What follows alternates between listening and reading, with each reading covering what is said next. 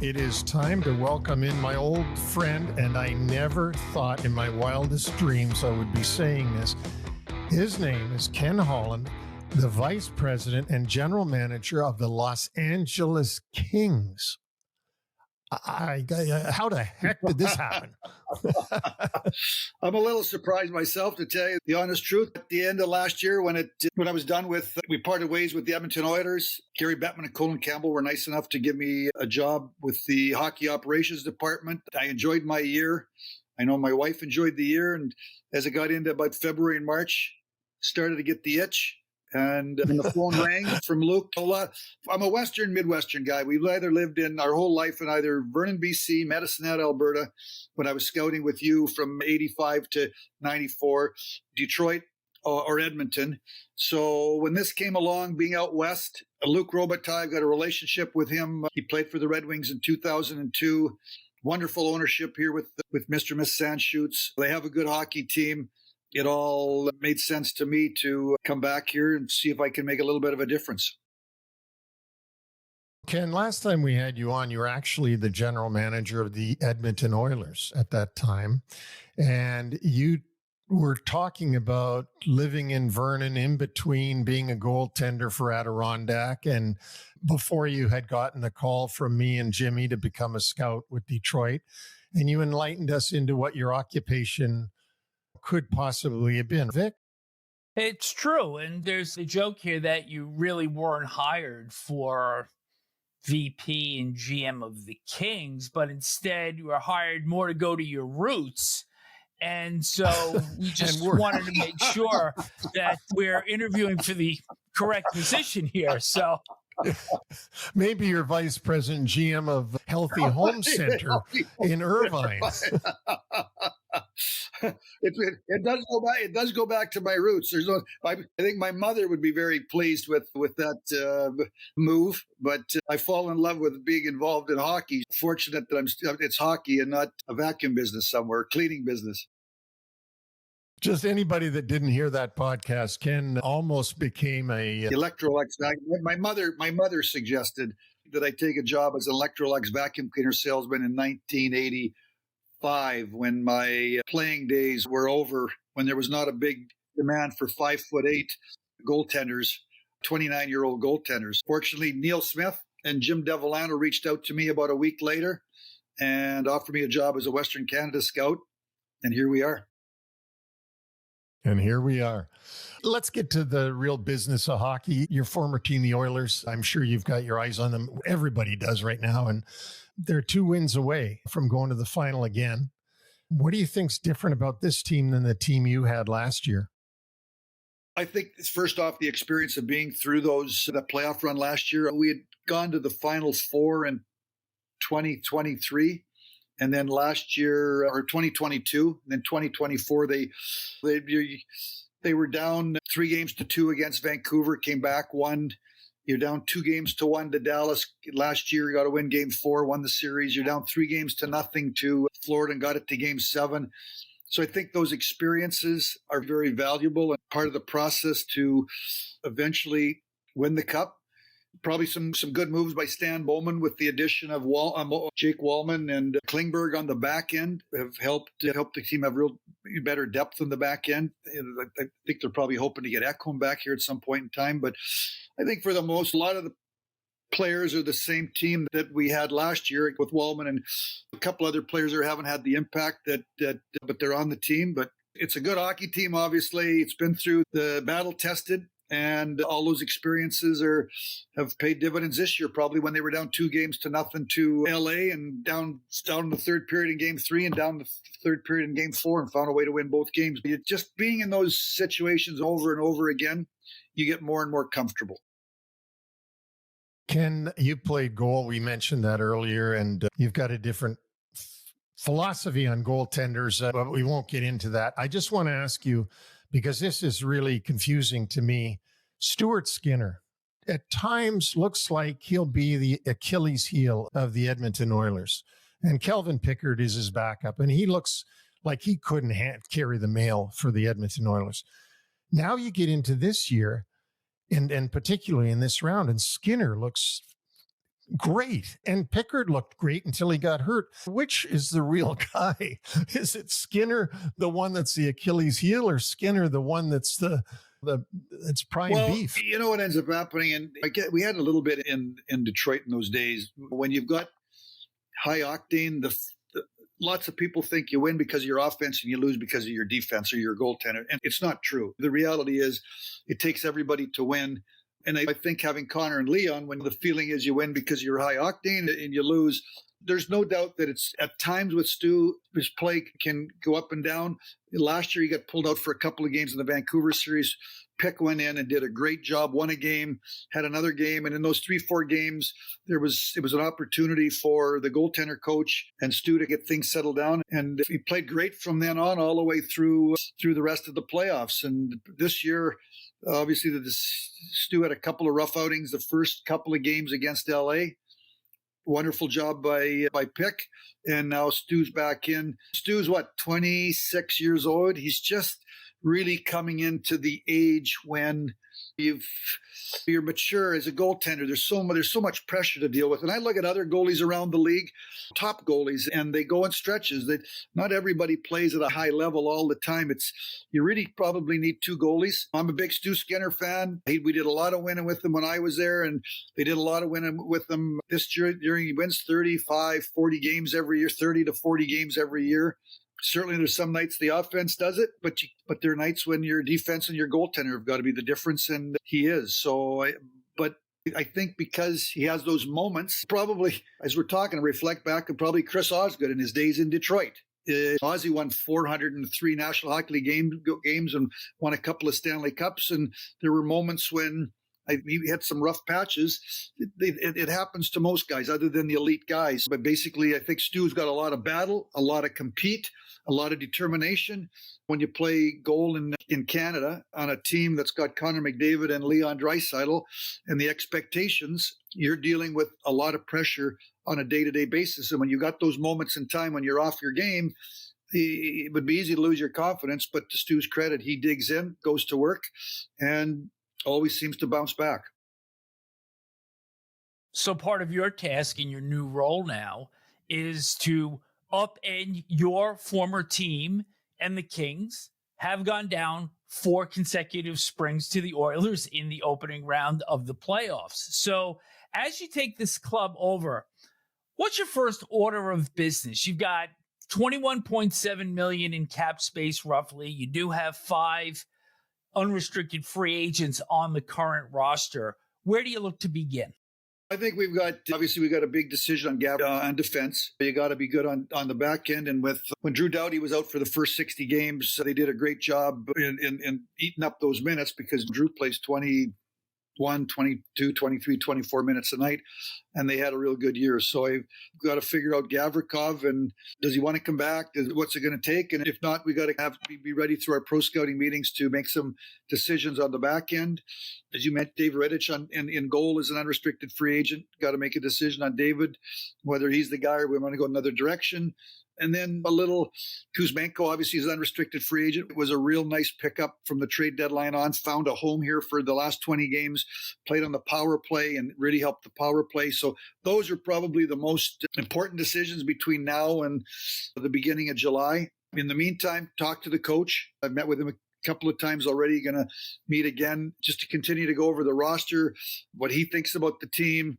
We have pro scouting meetings coming up. I'm looking forward to meeting with, spending time with the pro scouts, Nelson Emerson, Glenn Murray, get their thoughts, which has already been going on, and ultimately determine a plan from critical time in the off season is from about June 23rd, 24th, 25th, the week of the draft until July 10th. That 3 weeks there is when you really rebuild or make decisions on your team for the upcoming season.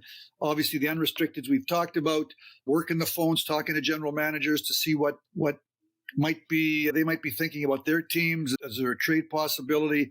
And then get ready to make some decisions in that 3-week window.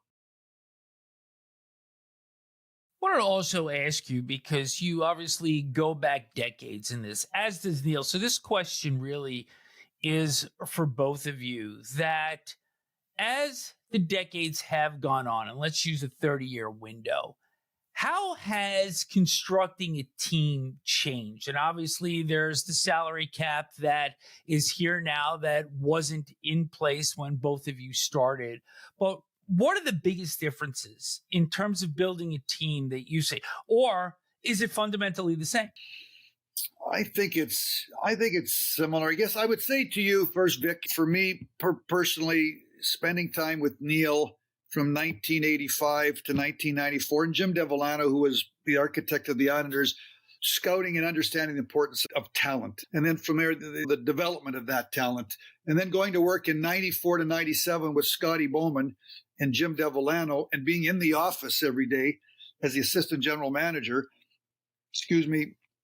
was an opportunity. And I was general manager of the Adirondack Red Wings. So it was my opportunity to build teams and understanding the importance of, I call it the engine, the group of players that drives your team, and then all the supporting, the importance of chemistry, the importance of checkers, the importance of the ingredients that you think you need to win. And I don't know that when I look at the teams that win, they got an engine that drives their team. They know how to check. When Scotty Bowman came to Detroit in 1994, I'd say his message was defense. We were playing high octane, high risk hockey, and you'd win 5-3 and come in the regular season. In the playoffs, you'd give up 3, but you'd only score 2 and you'd be out. So the importance of your team understanding how to check, how to defend, how to protect the lead. And those are the veterans that you try to bring in, because those players understand it. That's coming back to the experience we talked about for the Edmonton Oilers, all those experiences. That's what happened in Detroit. And I think other teams have gone through the same thing. So I think it's similar. Certainly the players are a little bit different. They expect to get to, I think 20 years ago, they expected to spend time in the American League. They don't expect to spend much time in the American League now as they once did.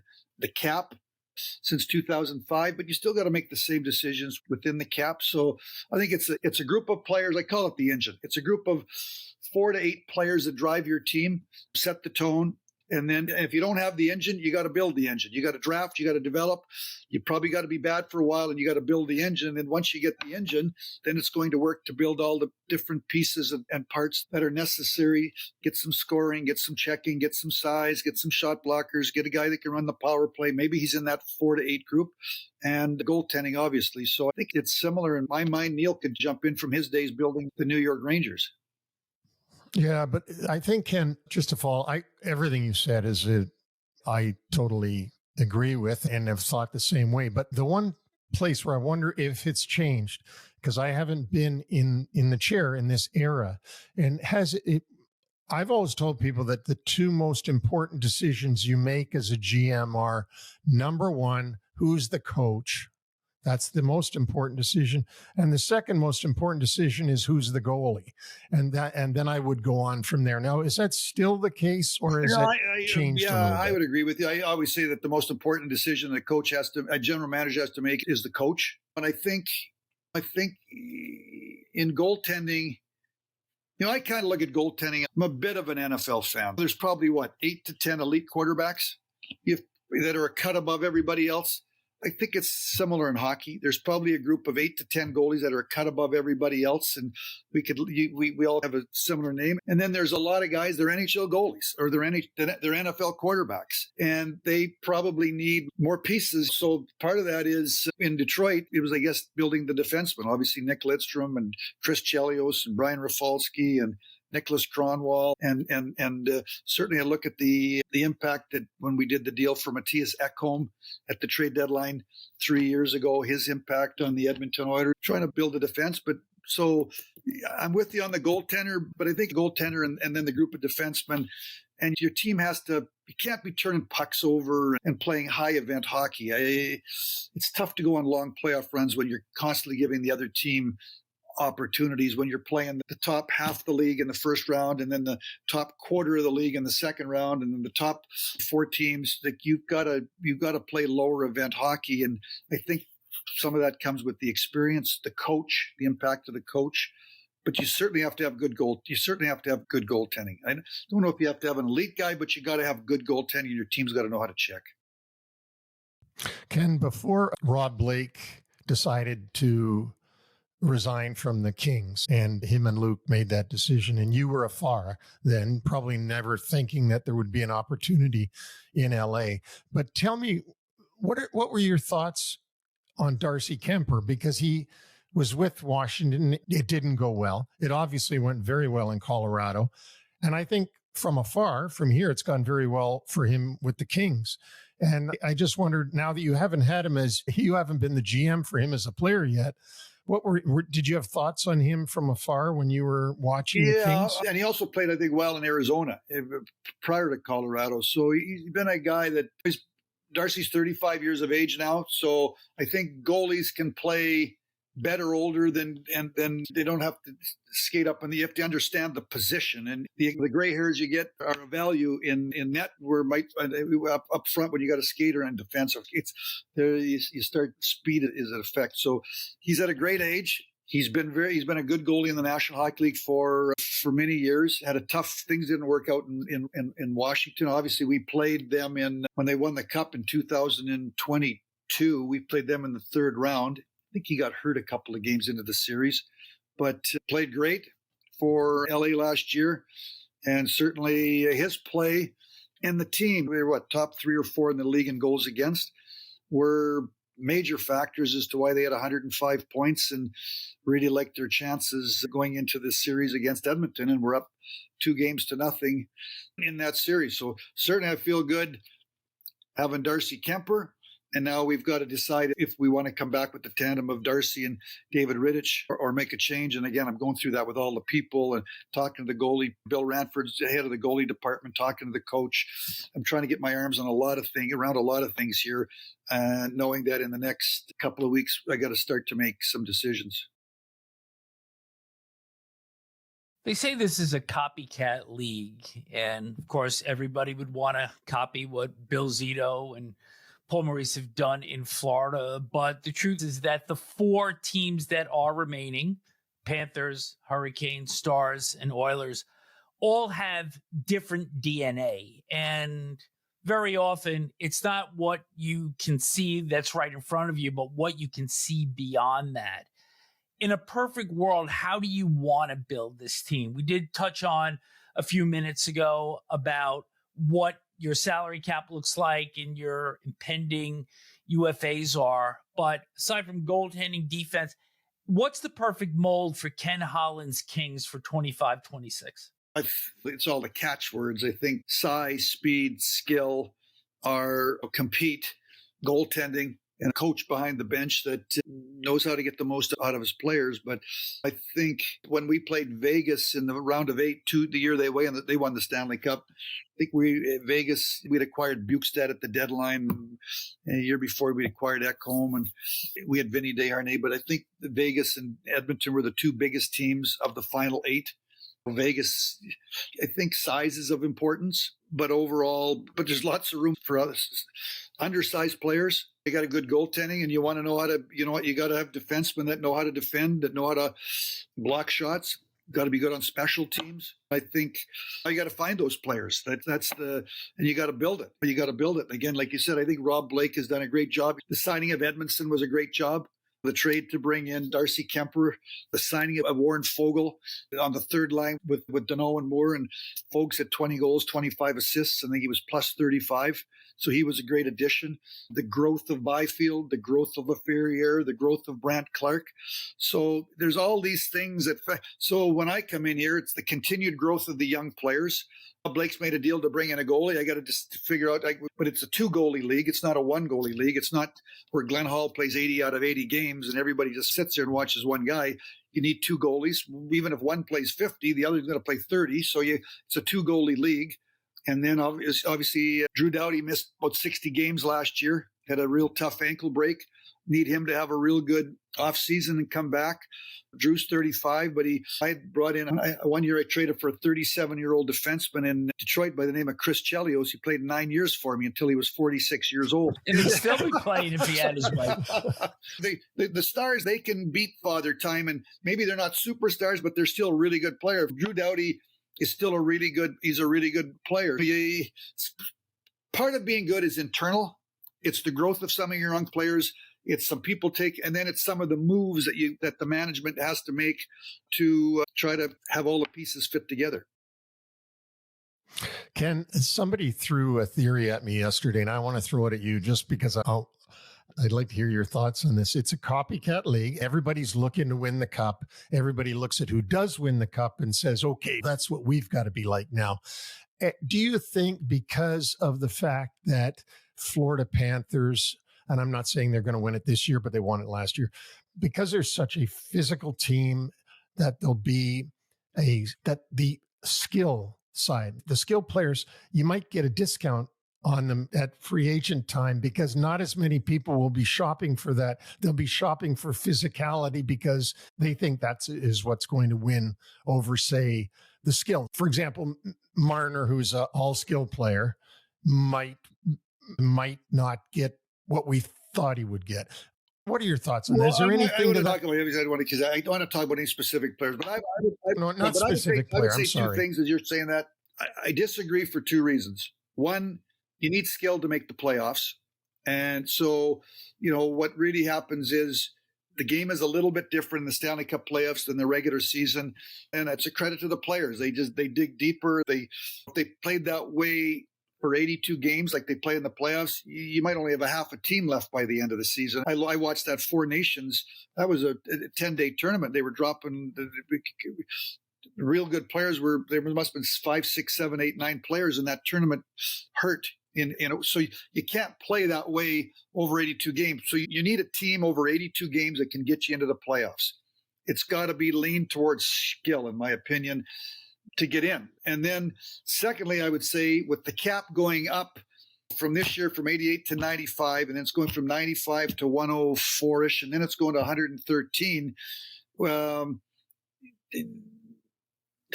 Teams are going to want skill because only half the teams make the playoffs, half miss. It's hard to get in. People take getting into the playoffs for granted, but it's hard to make the playoffs. So I still think that people are going to want skill. Cap is going in leaps and bounds here over the next 3 years, and you need skill to get into. And then obviously that's where you build. Then part of your team is built for the playoffs. Every year we see some players that are not as important to their team during the regular season, and they're important to their team come playoff time. Fourth lines. You see the importance of fourth lines because again, when you get to the playoffs, over 82 games, you're playing there's some teams that they're not quite as good, but then when you get to the top 16, they're all almost 100-point teams. They're real well built. They're good hockey teams. And then if you went around, you're into the round of 8. You need depth. You got to roll 4 lines. You're going to have injuries. You need people to come in when people go down. I still think it's going to be similar mindset heading into just the players are going to, because the cap's going up, they're going to make a little bit more. So before we let you go, I got to ask you what your thoughts are on these two series, Dallas and Edmonton, and then, of course, Carolina and Florida. Carolina having won the last game. And have you got any thoughts you could share with us about those two series? Actually, last night's game 4 was probably more with the Carolina winning, basically 1-0. It's 2 empty net goals, but more of what I expected. Probably was a little surprised with the way things went. Although game 3 was one going into the third period, and it's a funny third period. But so that series a little surprised me. All 4 teams they've been good for a while. Like Carolina's been good, Dallas has been good, Edmonton's been good, Florida has been to the finals twice in a row. So there are 4 built teams. I think Dallas has been in 3 of the past 4 Final Fours. Carolina every year is real good. Great coach in Rod Brindamore. So these are 4 of the elite teams in the National Hockey League. Surprised at times when you see a 6-1 score. There was a 6-1 score there in the Edmonton game, but I think over 7 games, 6 games or 5 games, more nights than not, it's going to be really close. And they're 4 of the elite organizations and teams in the National Hockey League. Yeah, there's certainly no Cinderellas in this Final Four. Like there is some years, there's a Cinderella goes into that. I don't know if you heard Paul Maurice after the game last night, but he had a great quote. Somebody said, "What did you think of Bobrovsky for you tonight?" And he said, I didn't like him on the second and third goal. I thought his gap was way too big. Yeah, I agree.